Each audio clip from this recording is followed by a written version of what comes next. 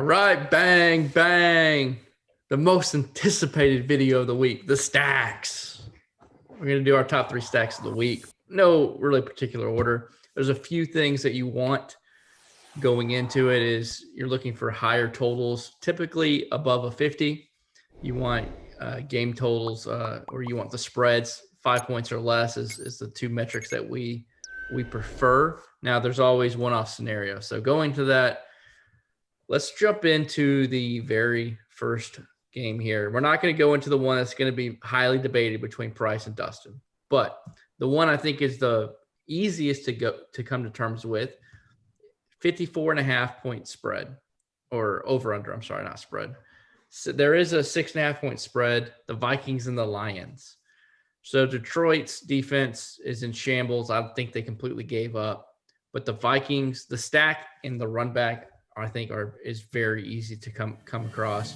So Jefferson going for Rookie of the Year at the wide receiver spot with Irv Smith from the University of Alabama. So all SEC people there, and then Kirk Cousins at the quarterback. So you can double stack that on the Viking side and then run it back with DeAndre Swift.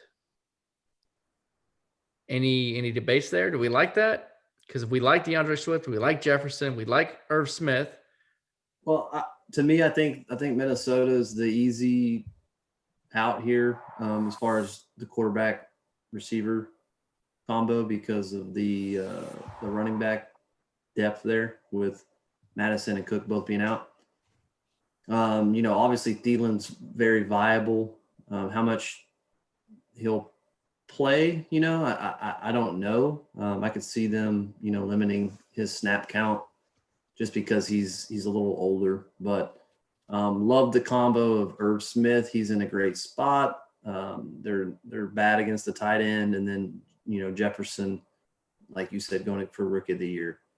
Running it back, I think you could even run it back with 2 players. Obviously, Minnesota's not very good defensively. They just got wrecked by Kamara.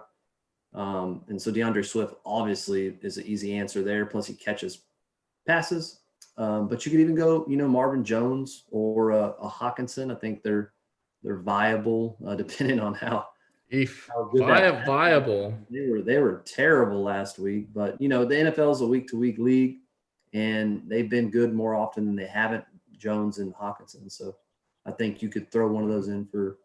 I'm a little bitter of playing in our fantasy championship last week, and I happened to have both DeAndre Swift and TJ Hawk, and Hawk let me down after a really good year. So without Stafford, I don't want Hawk or Marvin Jones personally, but I understand Marvin Jones has the 6th best receiving matchup, and Hawk has the 4th best tight end matchup. Yeah, but who's throwing them the ball? It matters. Care. It doesn't matter. The thing is both the backups are they're not terrible backups, right? Chase Daniel's been a backup and he's been viable his whole career. He's not going to go absolutely crazy. What happened last week when you're down 40 points? You can't do anything. The whole team took a dump. Like it was just terrible all around. Besides the punt return. Yeah, so I don't know. I got some worries on playing playing outside of Swift. Sometimes you got to think outside the box, my friend. Bang, bang. Sometimes it's not just about matchups. You're right. Sometimes it's about the gut feeling of Marvin Jones popping off like we had 2 weeks ago when he dropped 31 for us. Shazam. All right, let's segue that into so we can attack Price and his Texan team, who might have an even worse rush defense than the Detroit Lions. They do. I think on paper they do. But I think you like that game, so lead away with that. So I think the obvious point of attack everyone's going to think to use is you start with Derrick Henry, who scored 44 fantasy points against Houston last time out. You go to Deshaun Watson, who's going to have to throw. Then you match him up with this wide receiver 1, which is Brandon Cooks. However, I'm going to be on the other side of that. Because if you remember, Ryan Tannehill had 33 fantasy points against them. So Everybody you got him. Yeah, Houston's defense is garbage.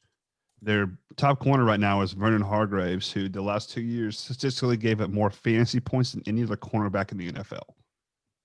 He literally, that's his title the last 2 years. You know who he's covering? A.J. Brown. So I'm going to go ahead and attack Tannehill with A.J. Brown. And no one is going to use Corey Davis after last week. So who might really throw him in is this crazy person right here. There's nobody else is going to use that double stack right there. Everyone's going to have Henry. So automatically separates you there. Oof, Marvin Jones and killing me.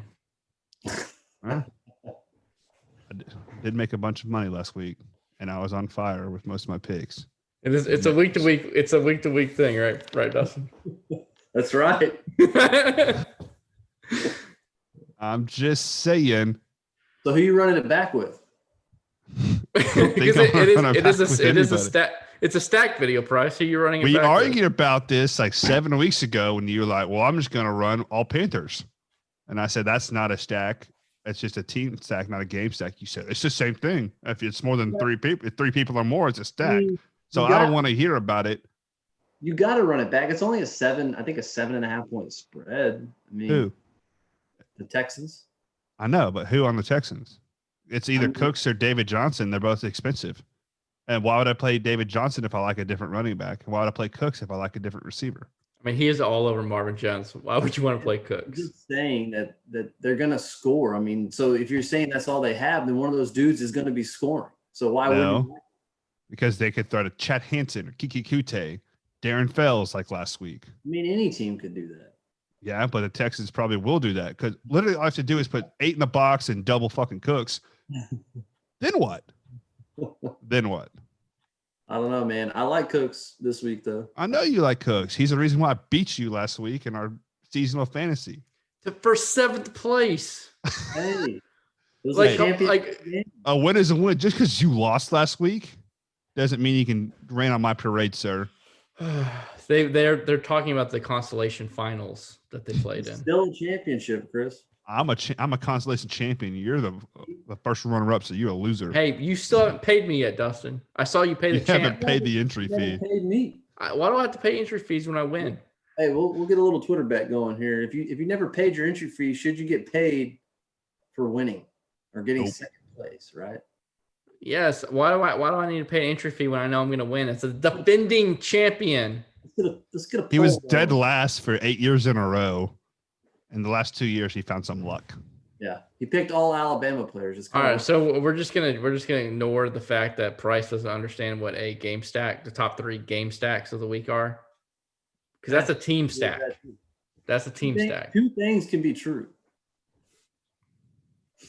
It can be. I'm going to refer back to the video we created when I argued with y'all about this, and you said I was wrong and y'all were right. Y'all teamed up on me then. So now y'all are flip-flopping. You're not going to do it. So you're not it going to do that. sounds like you guys are liars. I know you're not going to spend the time to go through all the videos to try to find that one video.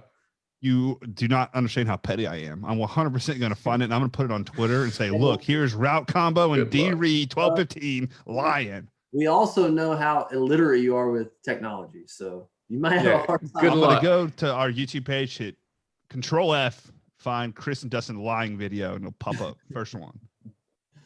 All right. Last stack. I'll leave this one off. Atlanta, Tampa. I'm going to attack the Atlanta side of this just because I think it's easier as far as price and as far as the quarterback price, but the receiver that's going to get the most volume. So Ridley, 14 targets against the same team a couple weeks ago, went over 100 yards, touchdown. And then Matt Ryan threw for 300 plus and 3 touchdowns. So I like that stack. Obviously, it's an easy one. It's going to be a popular one. I think running it back with Mike Evans is the smartest option there. You know, you kind of have to worry about Tampa resting players. But as you saw last week when Tampa got up big, they put in the backup quarterback, but Evans was still out there, who's been pretty injury prone this season. And I didn't have him in the showdown, so it really pissed me off. I wanted them to get out of there. So that being said, I think they play him the entire game. I mean, it's no different than last week. And so I like him on the run back. And obviously the backup there is viable, as he threw for what, 2 or 3 touchdowns? 2? I think 3. Gabbert threw 1 to Evans, 1 to Gronk, and I think he threw 1 more. Okay. So yeah, I mean, even if the backup comes in, you've got your receivers still, being able to put up points. So pretty easy one there. I think, as far as an easy way to view the stacking. What do y'all think about that? God, look at the receivers matchups for Tampa this week. I know. You have the 1, 2, and 4. Are they not like that every week though? It seems like. I feel like they're all top 15 every week, but I've never seen them all top 4 or top 5. Oh, I think you using Matt Ryan is smart, because I think most people will go to Tom Brady because he popped off last week. I think the debate will be which receiver to use between Evans and Godwin. I don't really want to use Antonio. I think Godwin's probably – I think he'll end up playing more if they do pull people, because Evans is 40 yards away from 1,000 yards for every season he's been a pro. And if they pull someone, that would probably be it, because I think Evans is more essential to their playoff run than Godwin. But I mean, that's just the best game. It's just such a good. It's just such a good. I mean, it'd almost be fun to use Matt Ryan, all 3 of them, and Ridley, and just have one actual game stack.